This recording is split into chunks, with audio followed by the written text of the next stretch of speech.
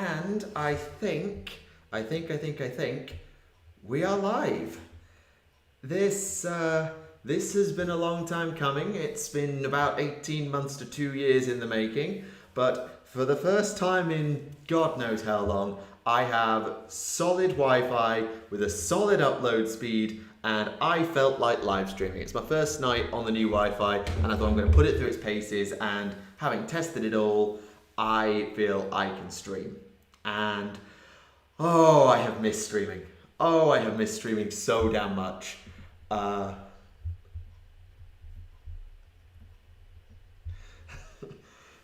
and as a bonus, I can now have several programs running at once while I stream, which means that there's a Discord call going on in my ear and people are snarking at me.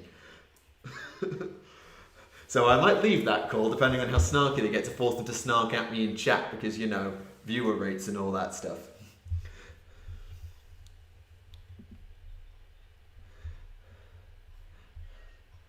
I mean, to be honest, I just wanted to get this up and running. I didn't know if I would be able to. I really didn't, and now I can. So yeah, new place. Hopefully, I'll be here for a while. It's been good. The move went well. I arrived on Saturday. I'm still missing most of my furniture, which is why this room has such an echo in it, and I'm not set up. So I'm planning to set up an office where I can actually stream, and then I'll be able to actually be an office painter, and I'll be one better than office painter. That's a lie, he's better at painting than me, but I'll have my own office, but I'm still waiting on a lot of furniture. Like, I haven't even got a bed yet, so I haven't got that far, but I have a bit of a setup. I've started working on some hobby, and yeah, I'm doing okay. Like I said, I've still got a lot of fixing up to do. The posters won't be going in here. This is the living room, come kitchen area, so yeah, but I have got some Lumineth that I've started some work on, so I can do a little bit of hobby. But mostly, I just wanted to get back to streaming and having a chat with people. Because obviously, the last time I streamed, I think we had something like 15,000 subs, maybe 20,000 subs, and now we're over 30,000 subs. So obviously, we've got a much wider audience, and a lot of people don't know that I used to stream, and a lot more people don't know about the Discord server that was purely promoted by streaming. Yeah, Lumineth is the High Elves Battle Cattle thingamabob. Have you read the last story released about Necron Flayers where they could imitate? No, I haven't. Or if I have, I've forgotten it. We'll get there one day. It's on Warhammer Community. That makes sense. I've been a bit offline getting set up, so I haven't really kept it. I did look at the AOS FAQ, and I have looked at the My Warhammer thing that they put out today, but I haven't done a full Warhammer Community deep dive yet. And they have actually nerfed Petrifex. I don't know how hard they've nerfed Petrifex. I looked primarily at Cities of Sigmar because that's the only army on the list I play. And I did survive episode 100. Episode 101 is coming out on Wednesday. We've got a great guest. It's a really good show. I really enjoyed it. So hope you look forward to episode 101 on Remlaze's channel. You can join the Discord if the mods ever decide to post it. Normally it's Rowan. But I will say that we've beefed up the Discord since last time. We've added in waiting rooms and all this stuff. And shut up, PC, about significant memory. Shut up. Okay, so Petrifex lost +1 save. They now reroll ones again, melee only. Oof. So they've gone from old Mystic Shield to a worse version of new Mystic Shield. Wow, they've slapped Petrifex around. Hopefully, though, that just means that Ossiarch aren't bonkers and it brings them into line. And lets the other Ossiarch builds have a chance. I think that's the idea. We'll see how it goes. How do you think Tower react to the Necron since they're still dealing with the... No, the Death Guard are gone. As of Psychic Awakening 5, the Death Guard have just gone through the Startide Nexus and they're gone now. So the Tower just dealing with the Imperials and G-Stealer cults on the Startide Nexus, on the Namyar Atoll side, and seemingly just chilling and dealing with the fallout of everything on the Empire side. As for the Necrons, we'll find out in the new Codex, I guess.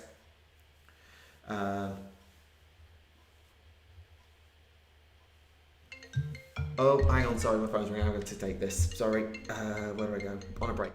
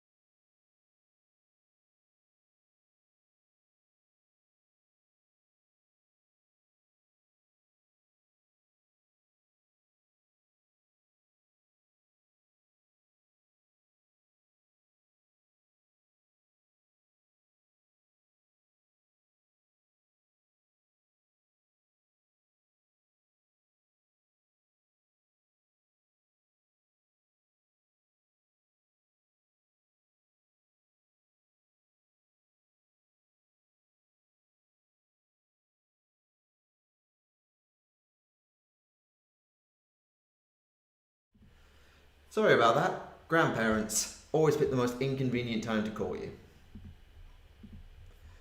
Right, where was I? Let's have a look. What are your thoughts on having Grimaldus get Rubiconned? That would be cool. Tau descendants of Necron tier? No. The only good Eldari is a meh. Hoping 9th will be like 4th or 5th and all the 40k rangers get revamped. I wouldn't get your hopes up. I think Nids might get one. I think Craftworlds might get one, but that'll be about it. Because that'll be 4 full remasters. Chaos got one in 8th. Drakari had one and don't need another one. Tower fine. They had their revamp with the Broadside and the Storm Surge. They're kind of fine. So I think actually they're kind of okay for getting the range in order. It could be worse. Certainly could be a lot worse. I don't know if we will get remastered, but I think of all the races, I think Craftworlds and Nids are the most likely. I'm not saying that they will, I'm just saying that they're the most likely of them because they've got a few clangers in the range, Biovore, half the Phoenix Laws and Aspect Warriors. I'm looking at you. Just watch the Lumineth video. And it's got nothing last edition. That's a very good point. Okay, hang on. Just watch the Lumineth video. It was great. Would you do any more Lore Army reviews for any other armies? I could. I think I'd probably do them for Sigmar rather than 40k because 40k lore, I always end up covering 40k stories, and especially in 9th edition where I'm not going to get much chance to play, I don't know the game, whereas AOS, at least I have a fundamental understanding of the core mechanics, and the people I talk to, particularly in the Discord, are more on the competitive level. They're more AOS people than they are 40k people. So I get an idea of what the power meta of AOS has been. Obviously now it's just been nerfed into the floor. Salamanders are looking at you, get in the bin. So yeah, it's a thing. Tau tanks will be new meta. That seems to be Super Anchor's opinion. He seems to think that it's going to be a vehicle monster meta. I don't know how much I believe him. Also, drinks. It's non-alcoholic, don't worry kids.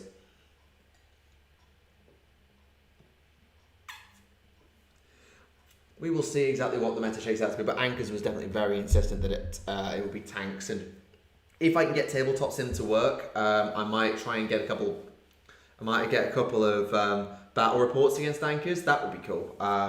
Because we'll see. Guard need a remaster of more range other than Cadians. I agree to an extent, but I don't know. Like the Katakan range got redone when the Cadian range got redone in 5th, and it needs a bit more to it. Yes. As for revamping, you'd have to basically make a new regiment like Cadians, also make the new like frontline regiment, and I don't think they want to do that because they sort of said that Cadia, as much as Cadia's gone, the Cadian standard is being spread across a lot of regiments, so keeping the Cadians as the standard miniature makes sense because a lot of guardsmen have copied it, a lot of regiments have copied the Cadian standards, so it makes sense to keep the Cadians as front and centre.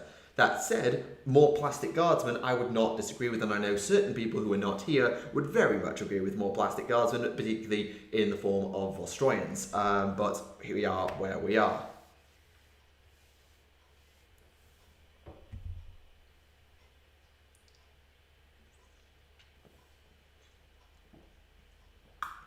Good point. I've had a voice in my ear pop up and say that yes, the guard range needs a reboot. Not a reboot, but certainly a revamp to kind of do what they've done with the Stormcast and get a better representation across both sides of the gender divide.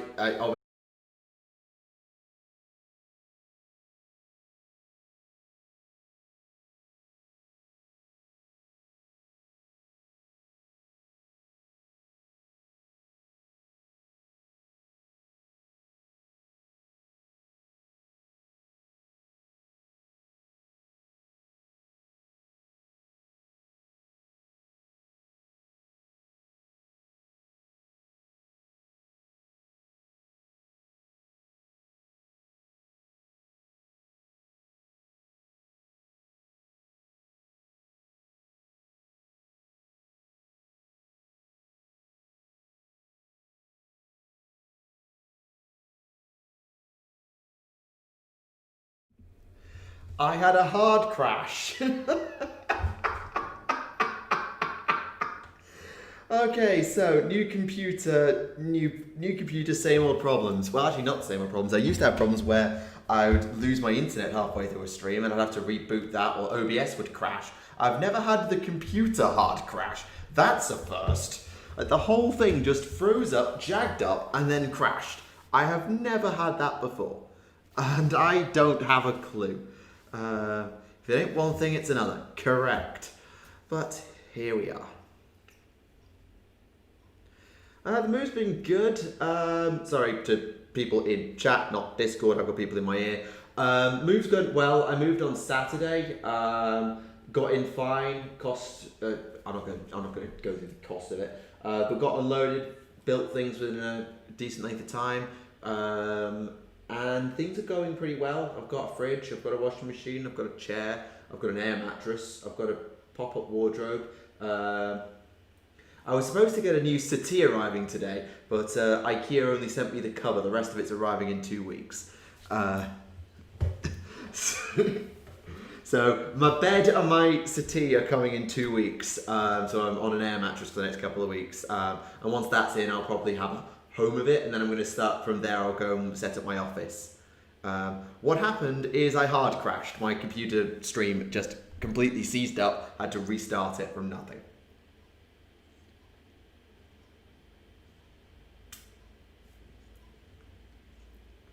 To be honest, I hadn't had that. I've already built a couple of things since I got here, and they went up quite easily. Granted, IKEA's IKEA, but we'll see.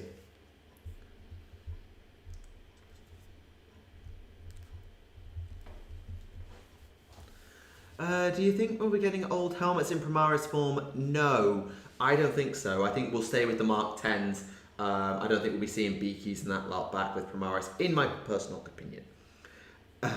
Oh, don't snark. I can do multiple things when I stream now. Don't snark on me. It was working fine for half an hour while I was testing it, and then just after 15 minutes fully live, it just dies. I don't control it. If it dies again, then I'll shut Discord. But for now, I don't need to appraise machine spirits on Earthcast. Speaking of, how has work been with the world? To be honest, I haven't been working.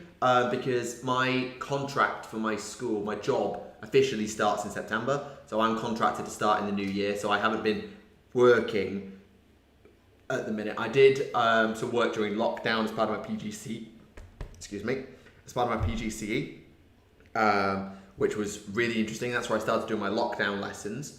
And I've kept those up since my PGC ended on the channel. And I've really enjoyed doing them. And there'll be one hopefully next week. I might try and sneak one out this week, but I don't think I will. See how it go. So it's, for what I've been able to do, it's been going okay, but there's going to be a lot of challenges when we get back in September. But I'm not at liberty to talk about that, and there's only so much I can say, obviously, around education and students regarding, obviously, compliance laws and all that. So there's only so much I can say. But there's a lot going on, and hopefully we as a profession will be ready for it, whatever happens. We'll see. No, I can't say about air mattresses. I refuse. Air mattresses. I had an air mattress when I was in France, and it ruined my back. I had so much trouble with my back when I was in France, to the point that I missed the AOS 2 release because my back seized up the day I was coming back from France, and I missed 3 days of launch of AOS 2. You might remember that I was supposed to get home on the day of AOS 2's launch. You won't remember this because it was 2 years ago, but I remember. I was due home on the 30th of June 2018, the day AOS 2 launched, and Soul Wars was sat at my parents' house at home for me to get home, unbox, and go, day one. And then my back seized up on the day I was coming home from France, or actually the night before it seized up. And I ended up having 2 days of recuperation from just, I forget exactly what it was. It wasn't like a slip disc or anything, but it wasn't particularly pleasant. And it put me on the shelf for a couple of days while I recovered. And then I could go do AOS 2, but it kind of ruined the hype. Thanks for the Eldar lore. Surprised how little videos there are. Yeah, Eldari, it's interesting because the challenge with Xenos in particular is, and by the way, I will always talk to chat over Discord, so if chat says something, I will shout over you, Discord, tough. But it's interesting with the Eldari and the Xenos in particular because it's the same with Black Library. Black Library doesn't write as much Xenos lore because no one buys it. That's why getting it, there's probably a load of Xenos stories they want to write, but no one will buy it. Imperials sell better and Chaos sell better. So the reason there's less Xenos lore is because there's less Xenos lore written because no one wants to buy it, which means there's less for us to produce, so there's less out there. That's why if you look through the channel, I go back through the 40k Stories playlist, you'll probably find me going Imperial, Eldar, Imperial, Chaos, Tau, Orcs, Imperial, Chaos, Tyranids. And so it's much harder to do the same amount of Xenos lore videos.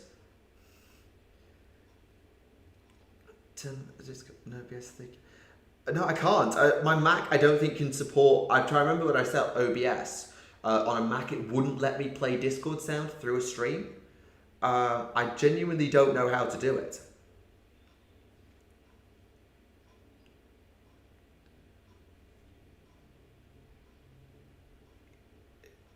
Tell me later. I'm not doing it now. I'll break something. Ben has arrived. The Ben Hammer is here. And for those who don't remember that joke,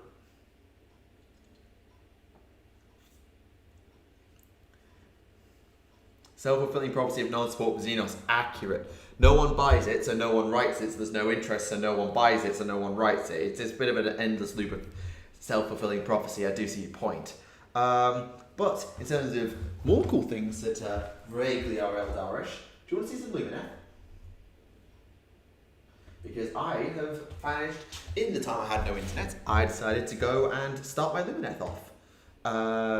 And so I've done my first Venari. I finished the model. I'm just working on the base because I've decided to put them all on Shattered Dominions. So that's the thing. Thoughts on the Fabius Bar books and model? Fabius Bar model I talked about when it was revealed in Preview 2, I think it was. So you can see my thoughts on that there. As for the books, I haven't read them, in all truth.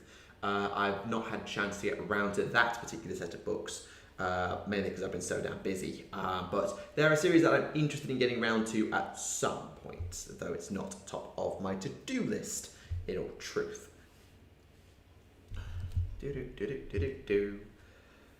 So no one likes Thousand Suns. I do. Thousand Suns are cool. Granted, I prefer pre-Heresy Thousand Suns. And if I ever did post-Heresy Thousand Suns, I'd paint them red. Because seriously, have you seen what Rubricae look like in red? They look amazing. There's an actual red painted Rubricae in the Thousand Suns 8th edition Codex, and it's gorgeous. It's actually gorgeous in red. The reason they changed to blue is in my post-Heresy Thousand Suns video from last week. Basically, Ahriman did it. Capital ship combat should receive more love. It's hard to write. You're right, it's hard to write. And I think some people find ship combat engaging. Some people think it would probably be fine summed up in a chapter and move on. It depends on what you want from a book. And if you're going to tell a ship-to-ship combat story, then, I don't know, I wouldn't particularly want to read it, personally. I'd read a couple of chapters and then I'd get bored. Interesting as it might be, I'd get bored, and I hate to say that, but I would. Heresy Thousand Suns better than Zenith Colored Thousand Suns. Correct. Ow.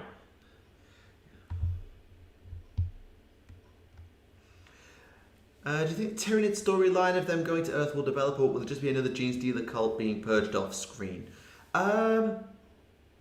Why not both? Gene Stealer cult on Terra, purged off screen during the Gilliman's purges by the Custodes. Yep, absolutely. But that's not to say they got all of them. And it could go somewhere. Will it go somewhere? I don't know, but it could. Battle for the Abyss was a little different to just ship-to-ship combat, because you had obviously, I believe that's the Battle of Val and the boarding actions that led to the attack on the Iron Blood and the boarding action that got to the bridge. So if you've got boarding actions going on, actual ship-to-ship combat like that as well, that could be interesting. But I think if you just did straight up ship warfare, like Battlefleet Gothic the novel, I think people would get bored after a couple of chapters because it's the same thing happening on repeat. In your opinion? Yes, it is my opinion. Granted, I believe my...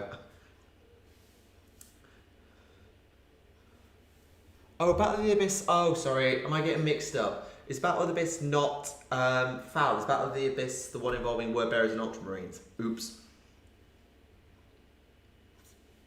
Apologies if I got the wrong one. Gave up on Imperials to support Orcs Bloodthirsty Blood Axes, Death Squadron. Yeah, Death Squadron's cool. I'm personally Evil Sons over Blood Axes because Wazdaka is the one. But oh, right before Calth. Right. Sorry, I'm getting my space battles mixed up there. Apologies. Then again, there are like 51 heresy books, so trying to remember the plot of all of them on the top of your head is pretty difficult. But no, I mean, I made my point about boarding actions being interesting. Just general ship-to-ship combat, not always.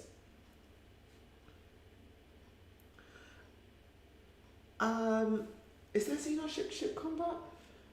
There is a little bit in Crisis of Faith. I believe there is a scene where there is some ship-to-ship combat, but essentially that boils down to the Imperials are way stronger than us. Run and ditch the colonists on the way because we haven't got time to save them all. Meanwhile, Farsight blows up a warp drive using a cold star. So we don't really see the combat side. It's mostly because it's Farsight's novel. It's told from his perspective. I did get some tiny tail planes. I got a squadron of Barracudas, the small ones. I'm not going to get any more than that for the moment because I'm not playing it. But it'd be something, if I'm playing it, maybe. Ship combat is interesting, we're seen as a dance. Yeah, I think it just takes really good skill to write to make it sound fun and interesting. It's got to have the right writer. I couldn't tell you who that is, but I think with the right writer, it could be interesting. But I still don't. I think it would make a good short. I don't know if it would make a full-blown novel. That's my thing. Snickrot. I do like Snickrot. I have Snickrot's model.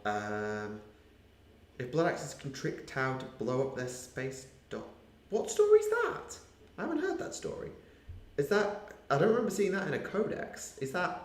Which novel's that in? Where Blood Axes trick the Tau to blow up their own space docks. Seriously, that sounds interesting, but where's that story? All I want from Nids going to Terrace to justify a second last wall as a new 9th edition formation. Formations. Formations broke 7th. Battalions are where they need to be for AOS, but that's because they are minimal bonuses for high cost. The reason you take a battalion is not for the bonuses. You take it for the increased deployment rate. You take it for the drop of getting your army down faster. So, to be honest, I don't think 40k should have formations back because I don't trust them not to ruin it. The specialist taverns are a good middle ground where you don't have to follow them, but if you do, you get a few nice little bonuses. I don't think they need to do any more than that. They're kind of like the Storm Host, the Great Nations, that sort of thing. I don't think we need formations as well. I think it would just be too risky.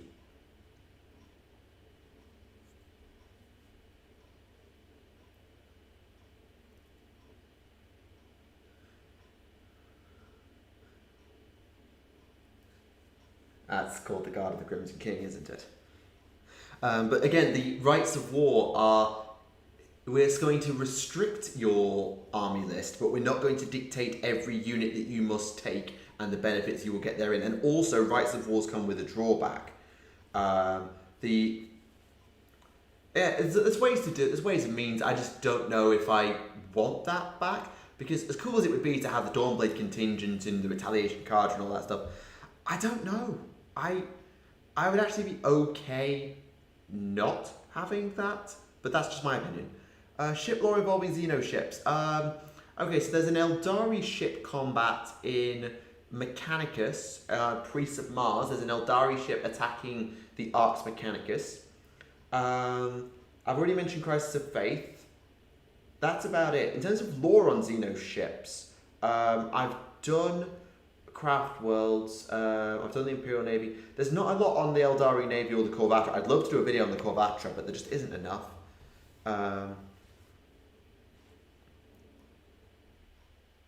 I haven't read the Path of the Eldar series or the Inari series, unfortunately, to know for sure. Entire heresy could have been avoided.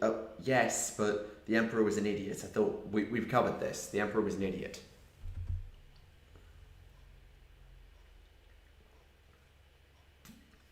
Doesn't make it wrong.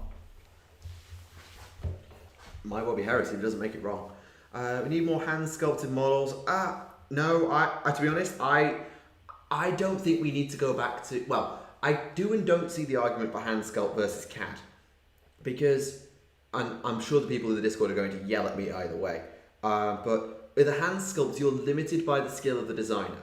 And that's not to say that they aren't very good at their jobs. The Perry twins were amazing at their jobs. But some of the intricate details, I'm looking at the Eidolon of Macklin, Teclis, the Void Dragon. Do you honestly think that they could create the Void Dragon by a hand sculpt? Do you think they could do it by hand?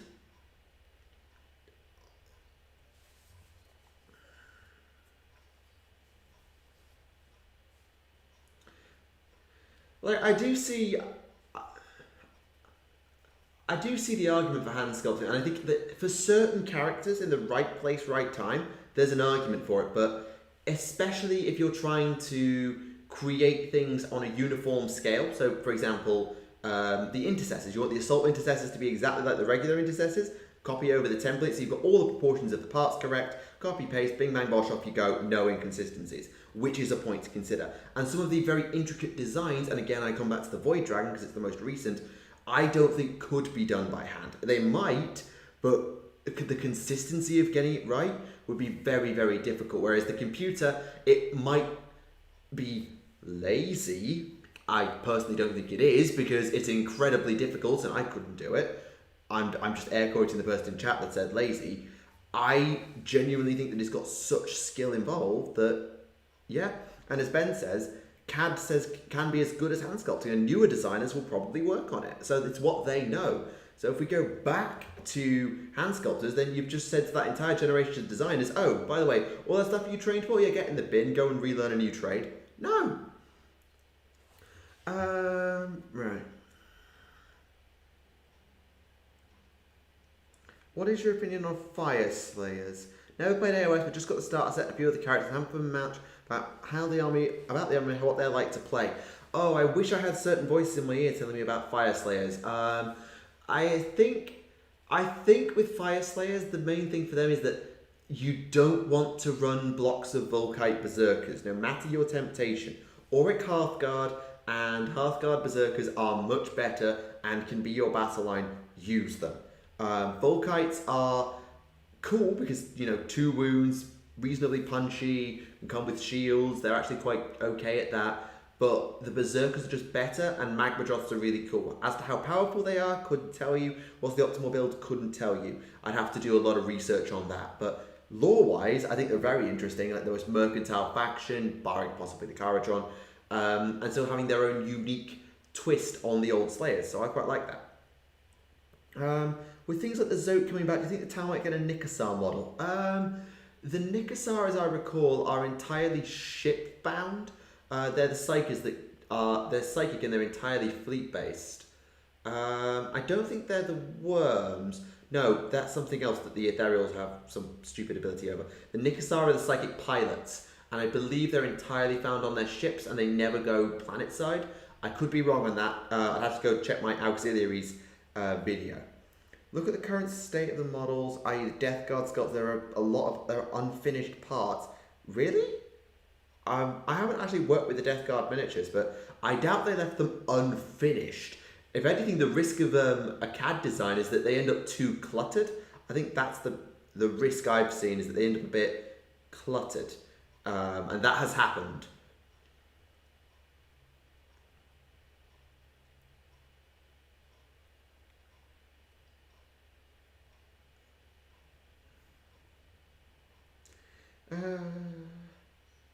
All the new Space Marines are all samey. They're supposed to be. With Space Marines, they're supposed to all look the same because Khorne made them all look the same. That's the point. It's a standard template. It's a standard model. They should, armor-wise, all look the same unless you add the wolf pelts, the blood drops, the Dark Angel's hoods. That's not a design fault with the process. That's what they're supposed to look like because they're mass-produced by Forge Worlds to one person's specification. And the sculpts, all looking samey, I mean, that's been true for a damn long time. Let's go back to a lot of the old classic hand sculpts, like the classic Tactical Marines. They all looked the same.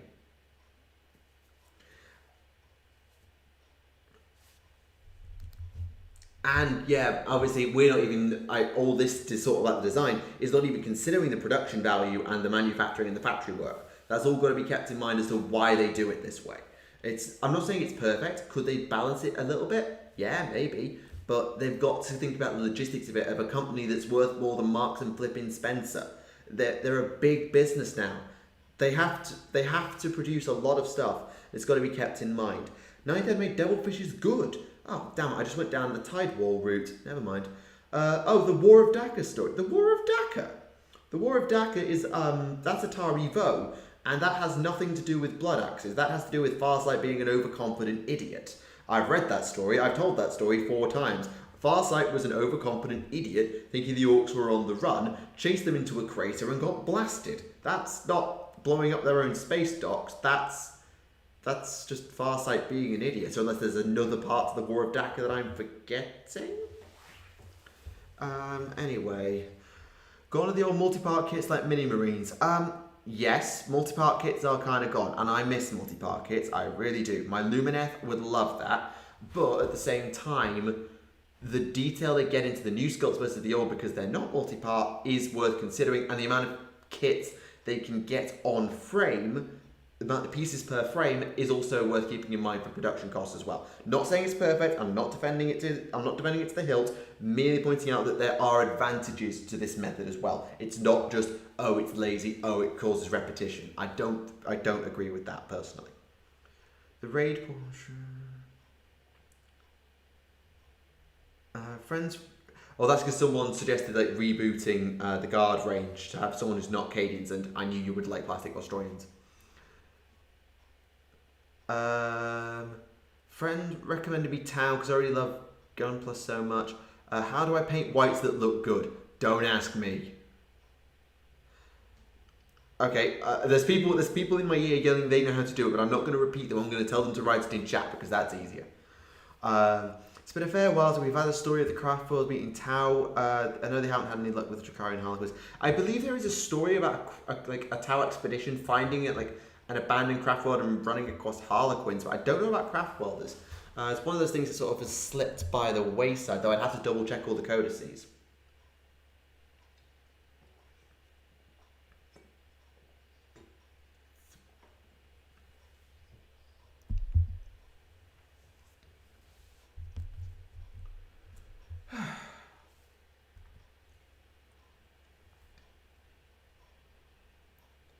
Yeah, not Discord chat, the YouTube chat, you know, because I'm not going to just repeat you verbatim.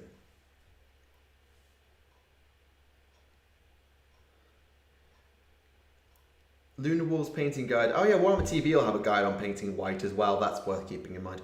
Also, have a Lumineth, because I talked about it 10-15 minutes ago and then no one seemed to care. So yeah, have a Lumineth.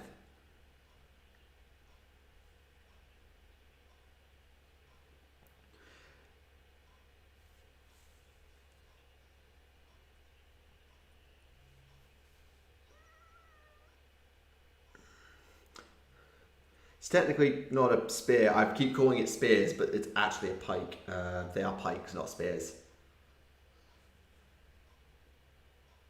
Yes, and this is really long, which is why I call it a pike. How sturdy is it? I'm not going to try bouncing it off the walls, but you can flick it and it won't break. And I've also been doing some Shattered Dominion bases for them. I've got a plan for that, and I'll explain that if people care. The shield looked good. Yeah, the shield was the interesting bit, because it's actually not been washed or highlighted. I've just base coated the field and then base coated the rim and washed the rim and base coated the field and not done anything with the field, because if I washed it, it would just go off colour and I'd paint back over it.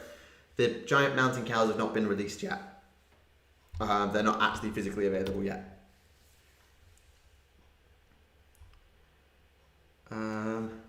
Yeah, the way I was arguing how to do these was I didn't want to paint them white because I suck at painting white as well, but I wanted them also to tie in with my Deepkin.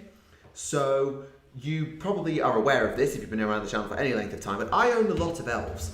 I have a Daughters of Cain army. I have 2 Cities of Sigmar armies with Darkling Covens and Order Serpentis with a side of Scourge Privateers. So I have a big Cities of Sigmar force, and I have now got these Lumineth. So my sort of plan is I want to recreate the Battle of Ulthuan. I want to put the High Elves and the Dark Elves up against each other and create what I'm going to term Hish versus Ulgu and the War for Ulgish, engineered by Slaanesh as it tries to break a few more of its paradoxical chains by having the beings of light break the chains of shadow and so on and so forth, or something like that, to try and get a few more of Slaanesh's paradox chains broken, like Archaon did with having a Cornate creature break one of Slaanesh's chains. So Slaanesh engineers this war where Teclis and Tyrion accuse Marathi of stealing too many souls and thus disturbing the balance, which is canon, she is. Now Marathi, of course, takes huge offence at this and says, "Excuse me, why are you slandering me in such a way? Roland, you're the one causing this imbalance, and you should have listened to me all along, because I told you Slaanesh was going to get free. If I was worried about Slaanesh getting free, why would I take too many souls? Why would I do that and throw the balance off? That would really destroy the balance, and we'd lose our chance to hold Slaanesh." Anyway, it all escalates from there, because the Elven gods are petty as anything with each other, and it all escalates into Ideneth, Lumineth, and whatever Tyrion creates, because I fully believe they're going to be a unique faction with the Tyriotic Hemisphere, versus Malerian Shadow Demons, that's canon, Daughters, and my city's army that are mostly made up of Dark Elves. And that will be my two factions going head to head in Ulgish, hence the fact that I've got my Ulgu style bases, but also with the bright light of Hish to represent a magical energy flowing through it. So all my armies can be congregating in Ulgish. That's my idea. Because Teclis and Tyrion can't go to Ulgu. They're not allowed. Gods of Light in the Realm of Shadow, Malerian can't go to Hish. God of Shadow, Realm of Light, can't do it. Ulgish, they can. She complained Teclis taking too many souls since he spawned 2 armies, she spawned 1. Yeah, but no but.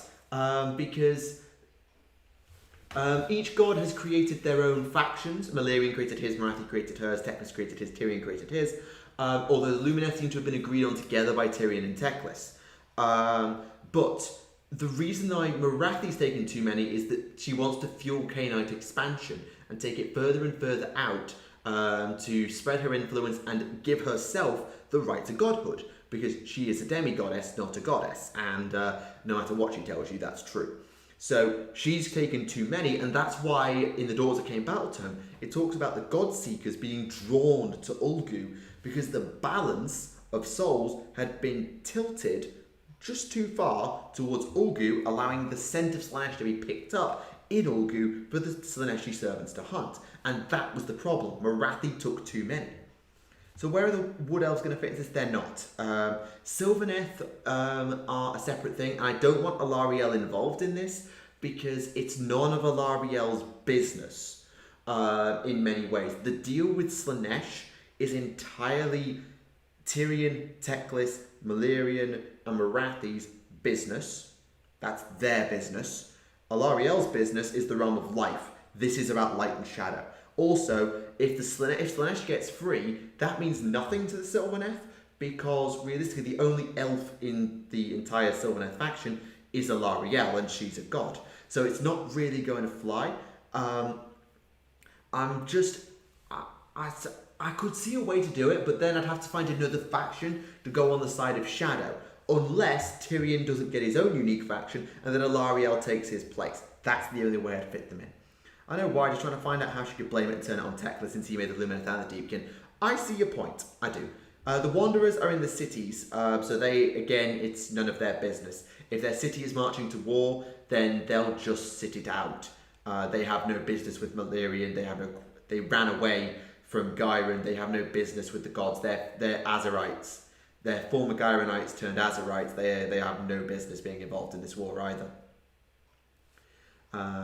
The reason I say about this, we don't know, is because Marathi in the Lumineth book talks about she's panicking that Slaanesh is going to get out, and Teclis is convinced by this argument. Tyrion and Malerian are having none of it. So Teclis starts to ask why, and starts to realise, hang on, there is an imbalance here. And he realises that imbalance by having his agents abroad in Ulgu who can pick this stuff up. Or maybe in Ulgish he can sense more soul stuff being siphoned off to Ulgu. So he senses that one of them is taking too many. And the obvious accusation would be toward Milerian, but obviously, if they're not very present, the K-Knights are everywhere, it makes sense to blame the K-Knights. That's my logic. It's a homebrew, I'm not saying it's right, that's just the way I would go for it. I must have get to iOS, but none of the armies really speak to me. Dude! Elves! How? Just... And for those people who don't like elves, you have dwarves, and humans, and demons, and ogres, and zombies, and skeletons, and flying demons, and goblins, and orcs, and mega gargants. There's something for everyone in this game, personally. If the warp is timeless and a lot of gods are aspects of bigger gods, would some of our former gods or current gods be an aspect of the Emperor? That assumes the Emperor is a god, and there's an argument on that one. But you could argue that former human pantheons have been rolled up into the idea of divinity through the Emperor. Could that be a concept? Yes. Could they have been warp entities that were subsumed by the Chaos Gods later? Yes, possibly. Who knows? Maybe. Possible. Trees. I know. Sylvaneth are also there. Sylvaneth are very cool, but they're your army, Ben, and I'll let you do the promo for them. I've got rattling off. And pigeons. Oh, who has the pigeons? Or is Ben... or is that an old... Or is that a dead... Or is Ben just trying to make a really old meme that I've forgotten? Trying to help, well, you're in deeper with the elves than I am. Well, yeah, I am very much all in on the elves. I have been for 2 editions.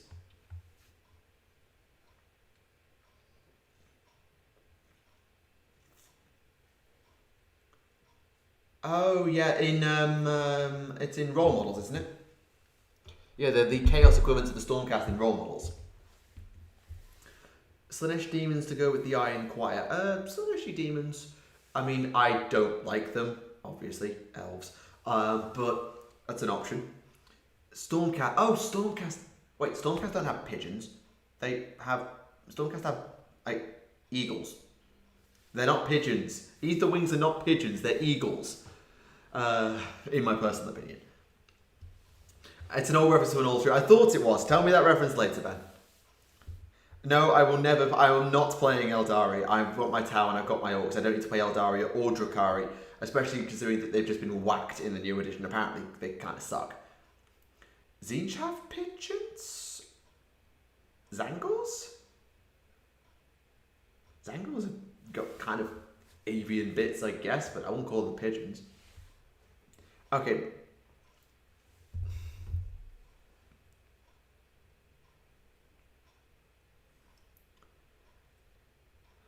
Zangors.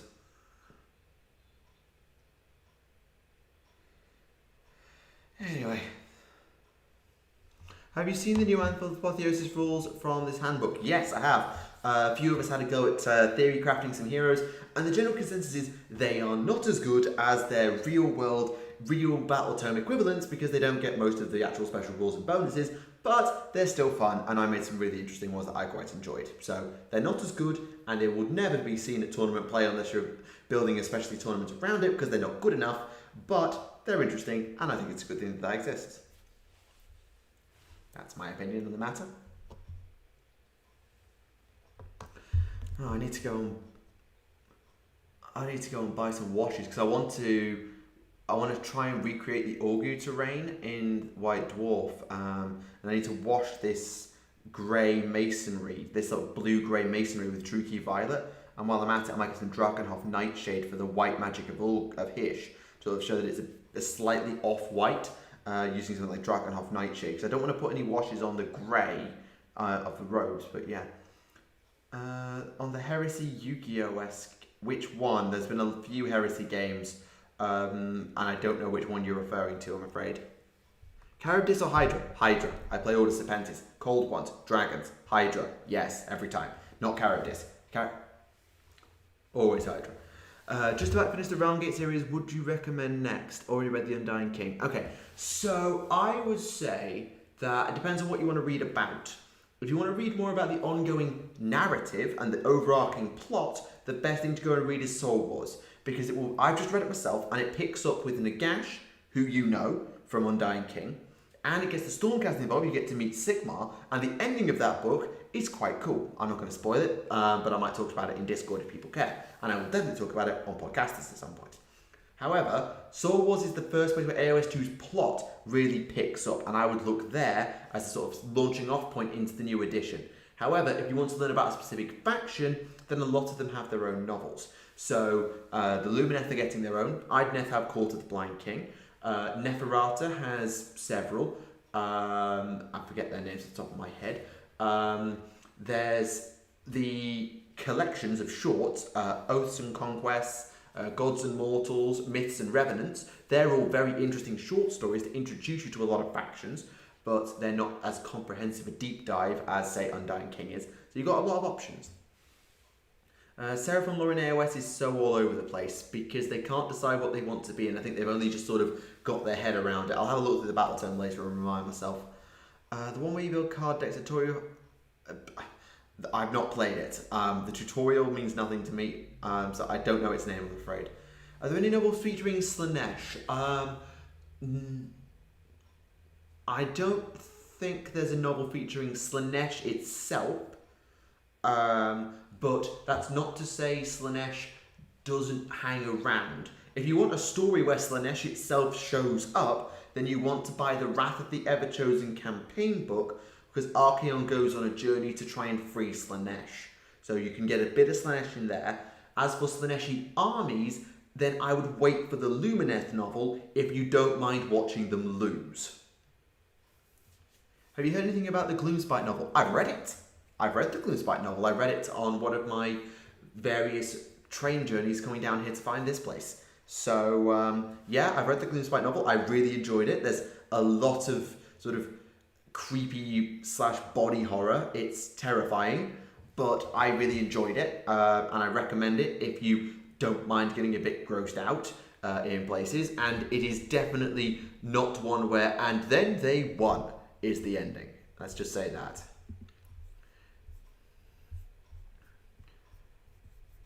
Shouldn't have done that. Boop. How many people have we got here? Because I can't see that so well on the YouTube studio. How many people have we got watching at the moment? Just curious, because I'm just trying to remember what the streams used to get. I'm just seeing where we are. 23. Okay, that's about 5 more than we used to get. Yeah, I think I had a few streams that got more than that, but obviously this is the first time back. Course of the Blind, it's called Court of, not Call of. It's Court of the Blind King, as in like judge and jury courtroom. I've mentioned, I've only really talked a little bit about the fact that Petrifex got nerfed. I've heard about that, and I've heard about the change to Salamanders. Mainly the main thing I looked at in any detail was the Cities of Sigmar, because that's the army I play. I haven't gone through them, and I'm not really planning to. If we want to do an FAQ chat, I might retreat to Discord when this stream's over, and we can talk about it there, because I'm not messing around with my screen capture software, not right now. Are there any AOS Oak novels? You mean Sylvaneth, I guess? Sylvaneth novels. There might be one in the Realm Gate Wars series. I think there probably is. They make a cameo in Court of the Blind King and lose. As for that, there's a few short stories that feature them. There's one in Oaths and Conquest that I really liked, but again, it mainly involves the Sylvaneth not being around that much. So there's a few, but I wouldn't know one off the top of my head. Have you tried any of Warhammer Horror? No, they're not my cup of tea. They're not my thing at all. How do you feel about GW never answering lore questions for mystery and intrigue? You see, it's difficult because I, as a lore YouTuber, I like knowing the facts. I like being able to spell things out, work it through, and construct timelines, character arcs, and stories about everything. I do. But at the same time, and someone brought this up in a comment to me a couple of years ago, if we had all the questions answered and we had all the answers and GW never hid anything from us, that would be boring, and it would also pigeonhole them a lot more. Because let's say that you reveal in a novel exactly how the reforging process works down to the minutiae. And you then want to do a story that involves the Stormcast being reforged over and over and over, but you want to take some liberties. You're now not allowed to take any liberties because it's been hammered down exactly how it works. Whereas if you say you go to the anvil and everyone has a slightly different experience, but this is generally how it works, you leave that space for that freedom. And the same with, for example, let's go with the Dawnblade. Dawnblade's a fantastic example. What's the Dawnblade? Who made it? Where's it from? Is it Catan? Is it Necrontyr? Some people think it's a crone sword. We may never know, and I'm okay with that. I would like to know, but it just gives an extra edge to Farsight's characters. Where's he got his technology from? How is he still alive? Well, we know how, it's a chronophagic ally, but it just adds an extra edge sometimes, and I think that leaving holes is as important as filling in the blanks. You've got to leave a few blanks, otherwise you pigeonhole your writers and you leave me and Remlays out of a job. I know that's a little bit self-centered, but it's true.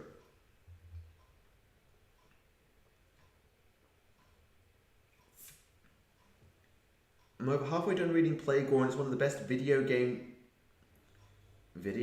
novels? Plague War's not a video game.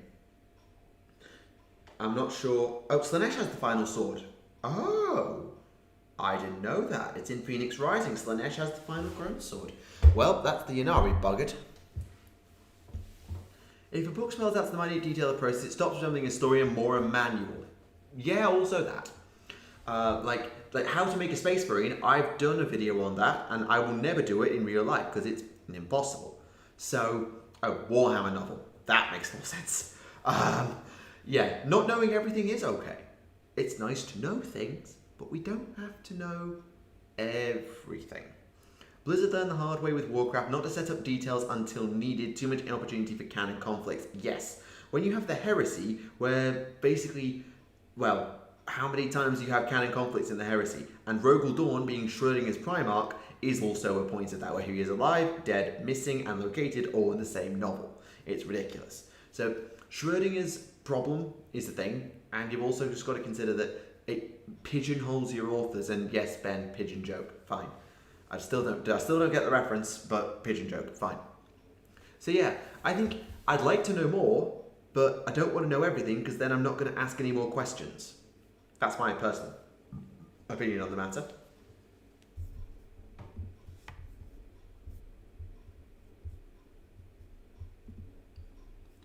Have a look at this.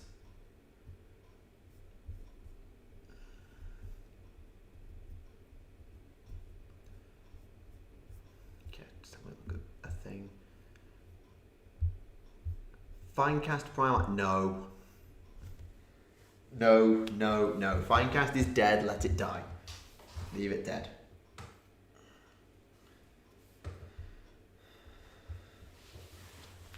There are some things I'd like to know, like an Eldari lexicon, but that involves breaking into Gav Thorpe's place and he's too nice.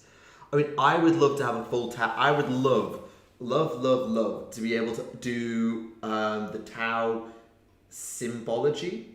Not their lexicon and their alphabet, but what their hand symbols mean.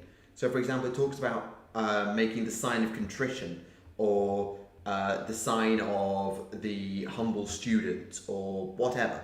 And they do all these things with their hands to sort of display their emotions without wearing it on their faces like humans do, or with our body language. They do it with their hands. And I would love to know that lexicon, if you like, that.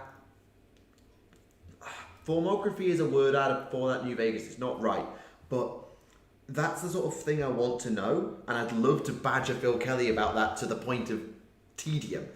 But it leaves it open because also Tau have 3 fingers, we have 5. We couldn't do it anyway. It's just one of those things.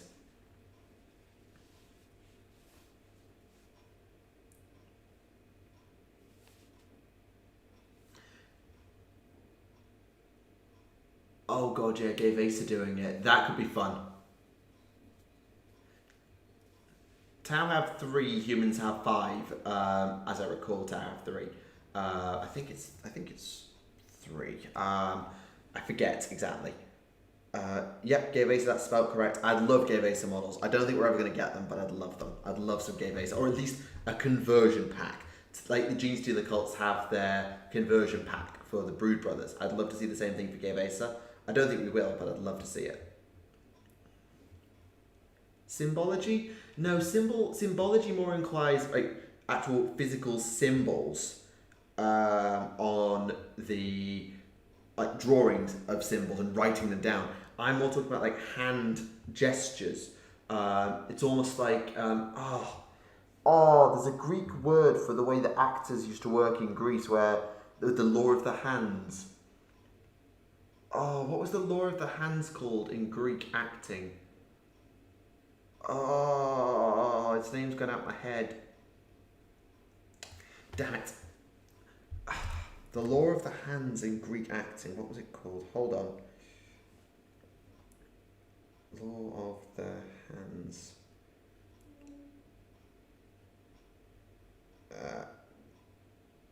Hang on. Greece. Ancient Greek. No, hang on. There's a video that talks about like ancient Greek actors and how they used to use their hands. Chironomia? I want to say like chironomia, something like that. Anyway, never mind. I want to know how Neldari Wraith functions. It's cool that the consciousness drifts between the world of the dead and the world of the living, but I want to know how a Wraith seer functions. Kind of like a beacon to the Wraiths, I believe. Sort of like they are able to sort of act as like a lighthouse, a guide of their mind. To focus the souls on what they need to do and guide them into war. I think that's how a Wraith Seer works. No, that's a Spirit Seer, not a Wraith Seer, unless that's what you meant. Never mind. Medium of communication, that'll do. But yeah, I think it's the Chironomia, the law of the hands for ancient Greek actors. Do the Tau have a natural strength against demons? No. Arthas Moloch will prove this. No, they don't. They lose badly because they don't have a clue what's going on. How do you ward against something? Because the thing, the reason that humans and stuff can beat demons is because they can ward them off. The Tau have weak soul, yes, so they're not going to get much out of being consumed or targeted, but they don't know how to defend themselves. They don't know how to defend against possession or ward them off in combat. So they suck at it, and physical weapons don't work very well against demons. Not really. So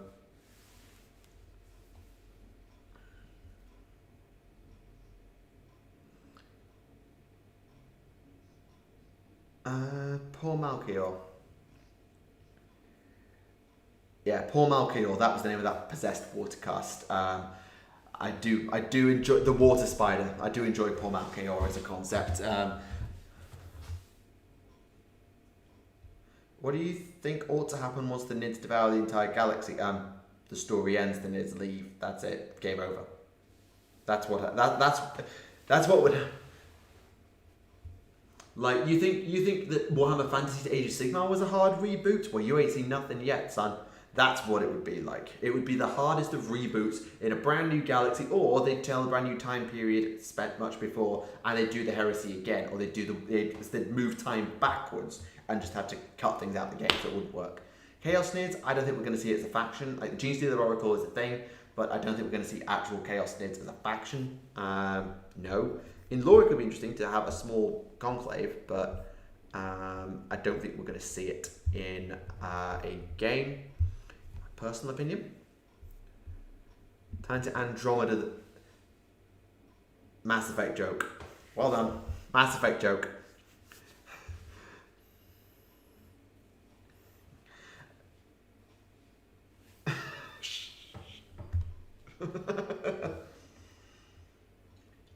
Yeah, PG's one of the people in my server, and he has spent a lot of time playing Mass Effect, and we spent a lot of time talking about Mass Effect, and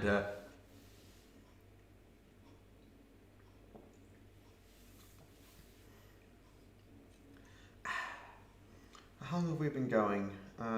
Well, this section's been going for just under an hour. Obviously we had a bit before it, and then it died. I thought it was a joke about the series Andromeda. I have no idea what that series is. Gene Stealers are vaguely Sinestro colours. No, they're not. They're the colour of their hive fleet. The Gene Stealers and Gene Stealer colours are a certain colour just because. They just are. Gene Stealers are whatever colour of their hive fleet. Standard practice, anyway. You know what? I think I've decided what I'm going to do for streaming. This is mainly just a PSA to my mods, but I think what I want to do is I want to stream on non-podcasters weeks.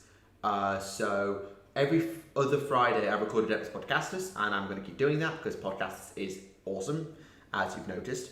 But I think every Friday I'm not podcasting, I will do an evening stream because it's Friday evening. I'll be home from work for the weekend, and I'll just take the night off, and I'll do a stream. And I think that's a good way to do things. And if I do any more streams than that, I can't promise, but I think I will do at least one stream a fortnight, where we'll do sort of a couple of hours, maybe just go long into the night, depending on how my voice holds up and whether my neighbours give me a noise complaint. And we'll see about that. So Friday evenings, so this Friday evening, we will have a live stream. Next Friday evening, we won't, because I'll be doing Adeptus Podcasters. The Friday after that, we will, and we'll go with that as our starting point for streams. Beyond that, I can't promise what I'm going to do. I'll try and stream a lot more over the next 6 weeks because it's the summer holidays. And when there's news to talk about, or there's reveals or whatever, then there's something to talk about there. And just hang out on hobby paint streams. I loved doing painting on stream, even though I was always terrible at it. I'd love to do that again, but over the 6-week holidays because it's the 6-week holidays. Whereas if we're back at school, I'm going to be spending most of my evenings marking and most of my weekends lesson planning. I'm not going to have time to do a lot of streaming, whereas if I can commit to 2 hours every fortnight, like I do for podcasters, I think I can make that work. So every other Friday, I guarantee you there will be a stream and I'll set up a proper rota. Beyond that, over the 6 weeks that are to come, I think, or 6 or 7 weeks up till September, there'll be several streams, maybe not several a week, but certainly several streams. And after that, we'll see where we go once I'm back at work, and we'll see where we are. Because the NQT year, I'm told by everyone, is hell with a capital H. So yeah, that's a plan. We'll start with that. If people have any particular thoughts on that, let me know. But that's my thought process now that I've proved I can stream. And hopefully, when we get to the end of the 6-week holidays, I'll have a desk, I'll have my office, and we'll do a proper streaming setup. And I might even get a proper camera, and I might be able to put a camera over my shoulder, and we'll have an actual painting stream where I don't have the model up here while I talk like this, and I can have the model down there, and not have to focus on, I can reach out over there without having to look at the screen. That's an option. We'll see how it goes.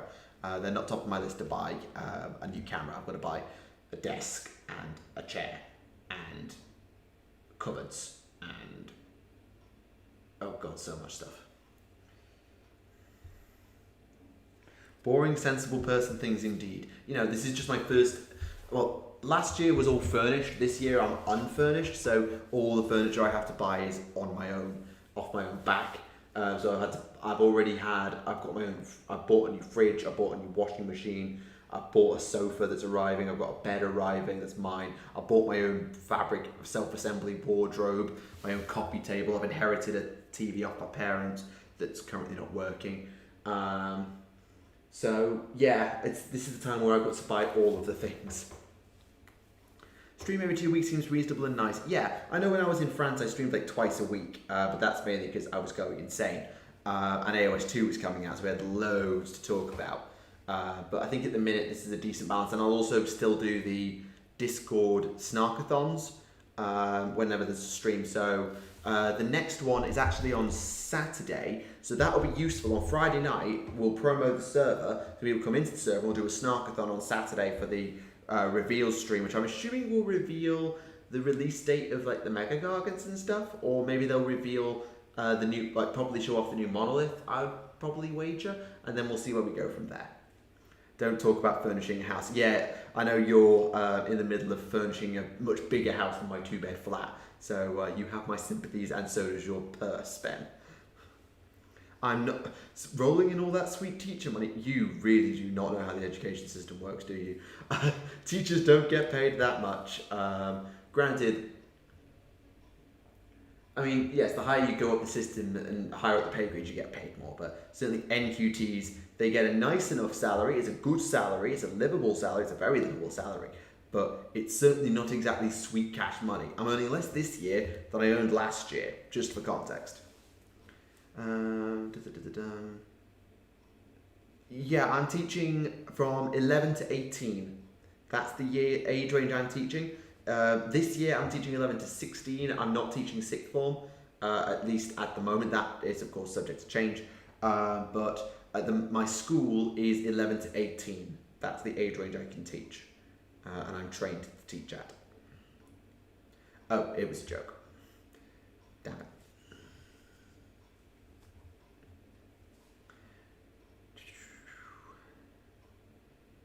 Yeah.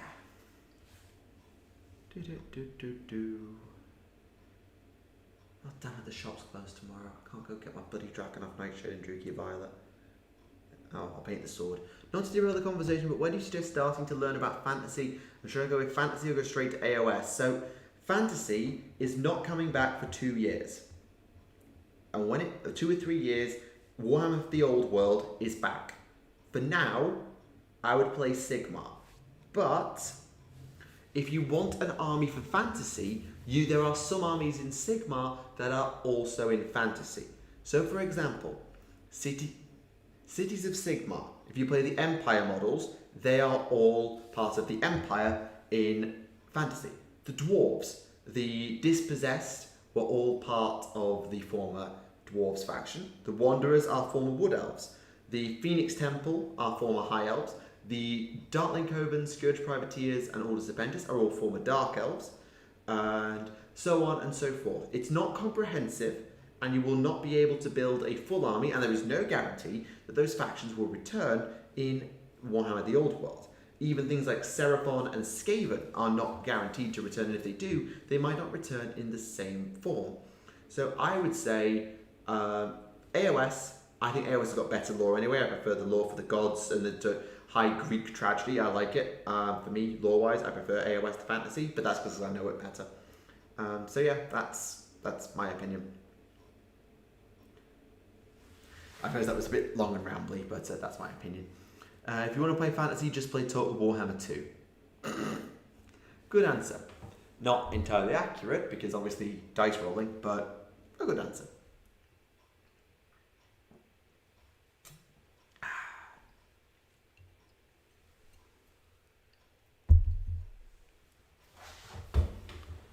Anyway, I'm going to show this base off, just sort of explain what I'm doing.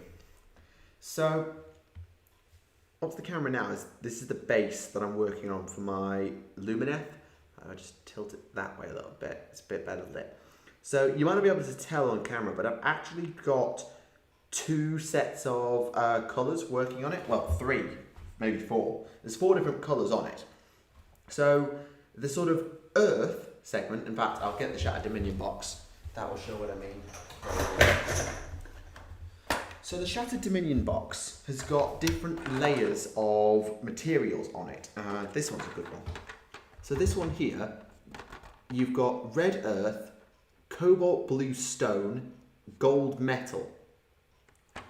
And also you've got these energy cracks, these cracks of magical energy running through it. So I wanted to recreate that, but I wanted a more Ulgu-ish version and a more Ulgish-like version where light and shadow roll together. So what I've done is what you would consider the red bits, I've painted the same way as I paint my Idoneth and my daughter's bases, because they're not Shattered Dominion. And they're painted with Astrogranite, washed down with Nuln Oil, and I'm going to add a bit of a dry brush of Celestra, Astronomicon Grey to that, just to finish them off. Then on the other side, what you consider sort of this cobalt blue masonry, this sort of stuff, I've painted that to be like the Ulgu terrain in last April's edition of White Dwarf, or is it last April? I think it was last April. And I painted that to match the Ulgu terrain, which is dark grey with blue-grey build-up and then purple as its wash. So I base coated it with Mechanicus Standard, and I've dry brushed it with the Fang, and I'm then going to wash that with Druchia Violet. which I'm going to buy some Druchii Violet, to give it that purplish tone to show that it's part of the Shadow Realm. I've then got the gold bits of metallics, and then the energy river that runs through it, these big cracks. You've got here, for example, this light blue crack in this base. That I've decided to run with the energy of Hysh, because the Lumineth are there purifying the ground, sanctifying it. That's what they do. So I painted that in brilliant white to represent the energies of Hysh, and I'm tempted to wash it with Drakenhof Nightshade so that it shows that the shadow hasn't overwhelmed it, but that brilliant blazing white is just a little off colour. It's not perfectly pure, which you'd expect. Or maybe it's tinged with the Ether Sea, because I like my Lumineth and my Irondeath working together, because they're on the High Elf side of my Grand Battle of Orgish plan. Right. Oh yeah, I did call it the Shadow Realm. Oops. Never mind. When do you think Total Warhammer Age of Sigmar will be announced? It won't. Age of Sigmar doesn't suit Total Warhammer, I don't think. Certainly the regimented style of battle doesn't suit AOS, in my opinion. Skaven is best? Wrong, in my opinion.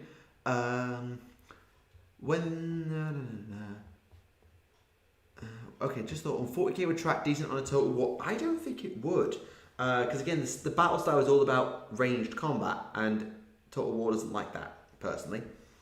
Do you play Blood Bowl? No. If I did, I would play the Nagaron Nightmares, because I like my Dark Elves.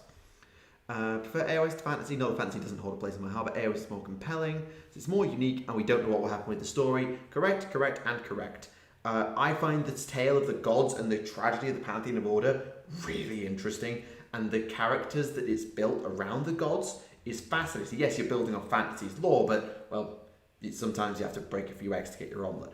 And it really, really works. And I don't mean that to diss fantasy, because fantasy has some great lore and some great characters, but this tragedy of gods all playing off against one another really suits me. I really like it, personally. Also means if you run them all together as order, their bases will match. That was the point. I wanted them all to look similar, but I had to realise that, oh, they're not from Orgu, because Teclis can't go there, and they can't be from Hysh, because Malerian can't go there. Compromise? Orgish. Both of them can exist there, and they can be the Wardens of Slaanesh, a grand coalition. Granted, the Irondeath wouldn't be anywhere near them, because Teclis tried to genocide them, but, you know, you've got to make an excuse somewhere to get the Irondeath in there. So were the Wanderers not linked to any of the Elven gods? No. So the Wanderers were the elves that Sigmar found in his Wanderings of the Realms, before he found Tyrion, Teclis, and Malerian, and Morathi. So they are from before the Elven gods created their Elven races from Slaanesh, and they were taken in to Azir and now populate the cities of Sigmar. They're not particularly linked to any of the gods, and they never were. They were Wood Elves. They weren't High Elves and Dark Elves. They had no affiliation to Malerian and Morathi, to Tyrion and Teclis. They were the servants of, if anyone, Alariel, and that's why they served with Alariel in the Age of Myth. And then the Age of Sigmar, Age of Chaos happened, and they ran off to Azir, and they kind of have never been forgiven by the Sylvaneth for it. So that's why they're cities and not Sylvaneth, because while they are Alariel's sort of elves, nearest it makes no difference, it's not her army because they ran off and abandoned her. Oops.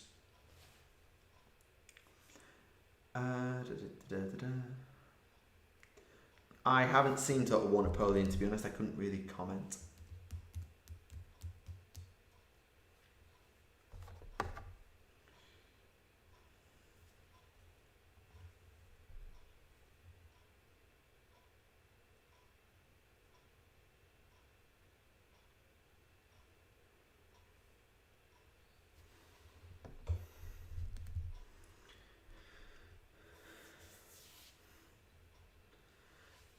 Mr. Law about what upset Sylvaneth and the Wanderers. Yeah, it's a bit mentioned in passing. I think I already knew about it, but it's confirmed in the Cities of Sigmar book that they ran off and hid in Azir.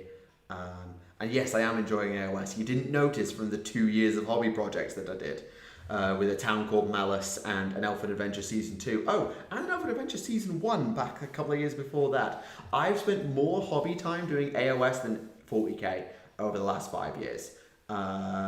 With the exception of my Tau, like, I've not really done anything other than Sigmar. And That's because 40k is just this new codices for the same armies with a few new models, whereas AOS is brand new factions all the time, and I really like it. What are your thoughts on the new Gotrek stories? I haven't read them, Realm Slayer and Ghoul Slayer, but I did read a couple of the shorts. One of them being in Myths and Revenants, and I loved that because Gotrek gets poisoned with super death poison reserved for like almost pretty much everything short of the Hag Queen's secret stash, and it gives him a stomachache. Gotrek is overpowered as Sin, and he can also go Super Saiyan. I will get Gazkul, but obviously Psychic Awakening 6 came out at an awfully awkward time because we were just coming out of lockdown, and then by the time the stores reopened, it was gone. We were on to like Psychic Awakening 8, so I never got it at the time. I will pick him up someday. But also I had a look at the new rules in Saga of the Beast, and nothing grabbed me. Like the custom jobs are cool, but they're not that cool. They're just a nice upgrade. If you want to spend 80 points for it, no, not really. And that was kind of all the orcs got, really, because custom clan tactics, I don't even remember being a thing. So, yeah. You need to read here the main stories seem to have big implications. I know Gotrek wants to have a chat with Nagash about getting Felix's soul back, and that was the plot of Ghoul Slayer, but I don't know if he got there. So, if I get time, I will have a look at them, but at the moment I'm not rushing to get there, because admittedly there's elves in it, but it's mostly about dwarves. And I've been quite enjoying a lot of other stuff. So for example, I just read Soul Wars. I'm going to read Lady of Sorrows, the Lady Olinda novel, very soon. That's next on my AOS to read list. And then after that, well, it depends on when the Luminath novel comes out.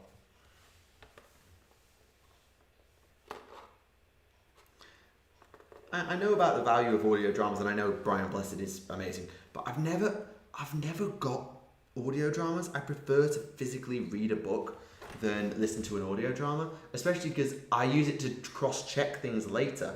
Flicking back through a book is quicker than scrolling back through a audio drama, for me personally.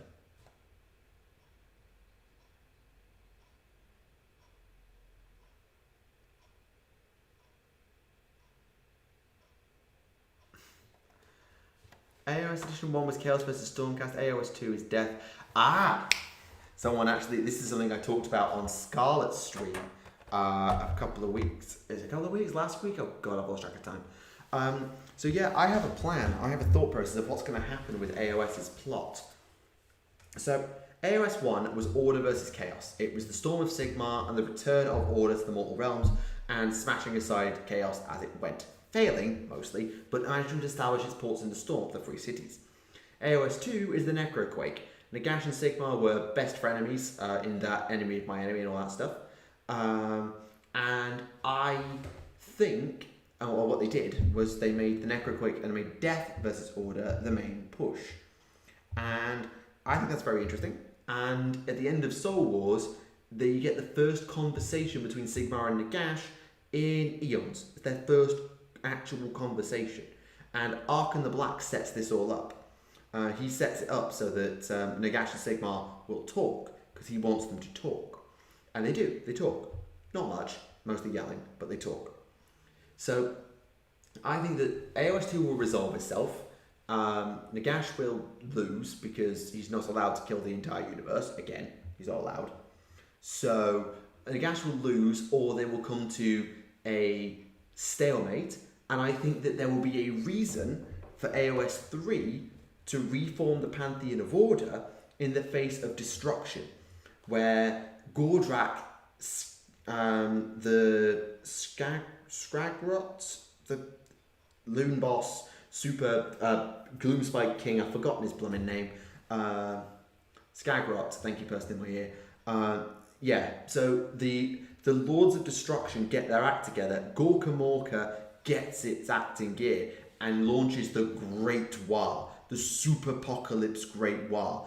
Chaos is smashed aside, and a lot of their holdings in the realms, their dreadholds, are toppled as destruction runs rampaging. Free cities fall, dreadholds fall. The 8 points are nearly overwhelmed, but they hold just as they did under the siege of the Ossiarch, though maybe less with Archaon plot armor. And in the face of this, Nagash realizes that he's vulnerable. He actually can die. When at the end of all things, he can die. He might die. And if he dies, then all his work has been for naught. So the idea is that because he's been now had a chance to talk to Sigmar, and Tyrion has been playing peacemaker between Teclis being an idiot and all the other gods, and Alarielle is now talking with Sigmar again, there is a tenuous reformation of the Pantheon of Order to put this war down.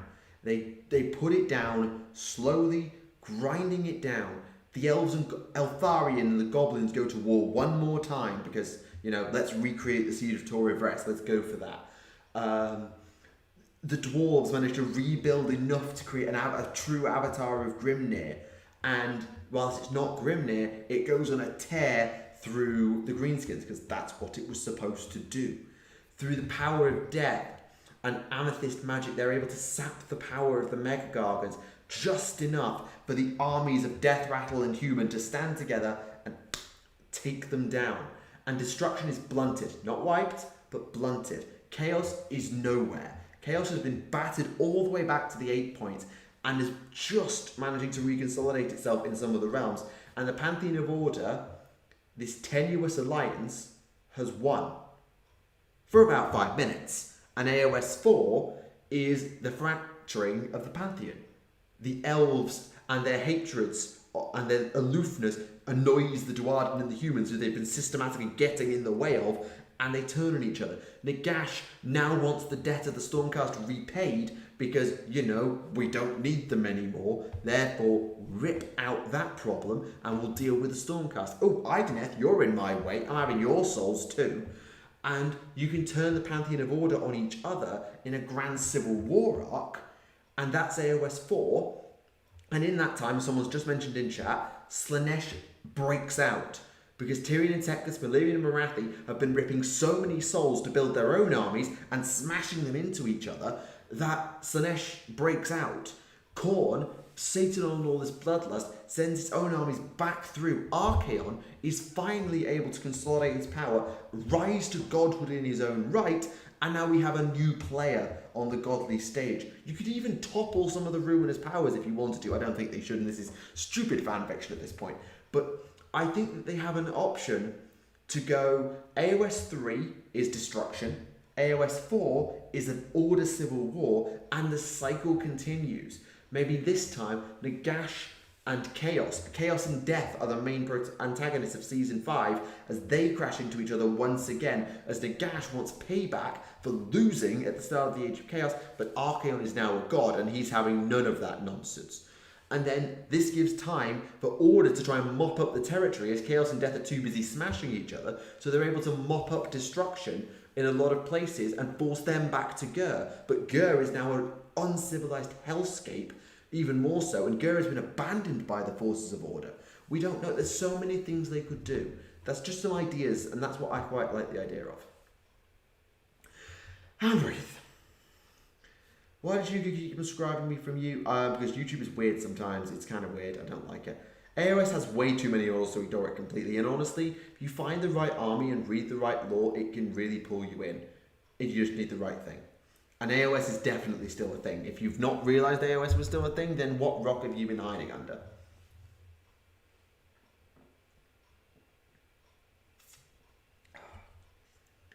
Ow, that hurt my voice.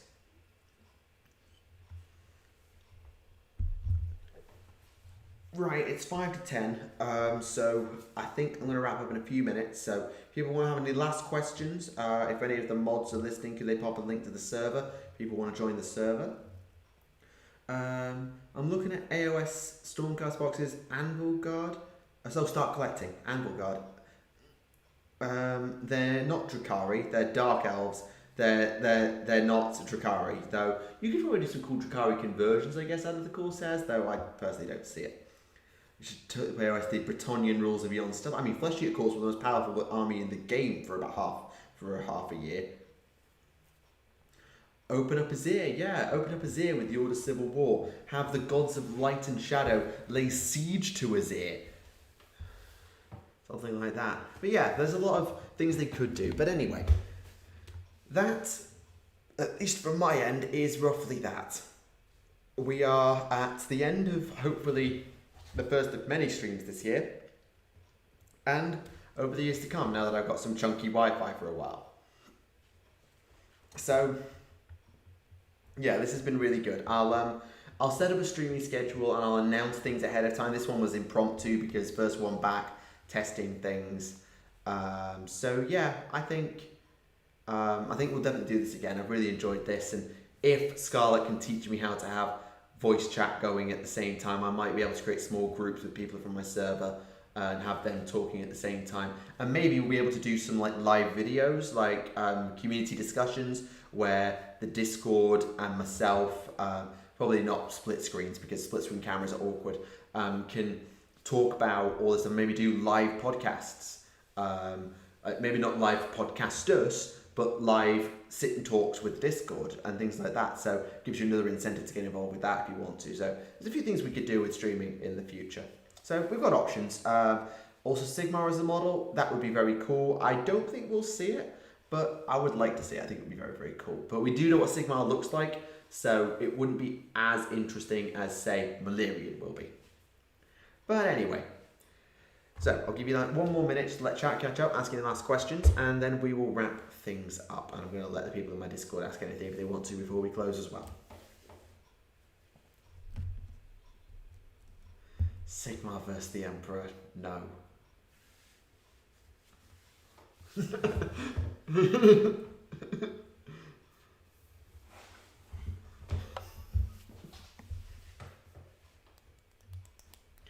Join the Discord. Yeah, the problem is with the servers that we always promote it through streams because I didn't want it to be permanently open, so it didn't get overrun with people. And I like the sort of tight-knit community of people who want to be there.